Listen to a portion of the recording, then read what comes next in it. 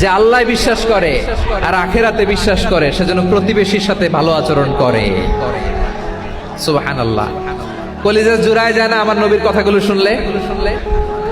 যে আল্লাহ বিশ্বাস করে, যে আখিরাতে বিশ্বাস করে সেজন্য প্রতিবেশীর সাথে ভালো আচরণ করে। এখানে বলছে মুসলিম প্রতিবেশী বলছে, নামাজি প্রতিবেশী বলছে, আল্লাহওয়ালা প্রতিবেশী বলছে না।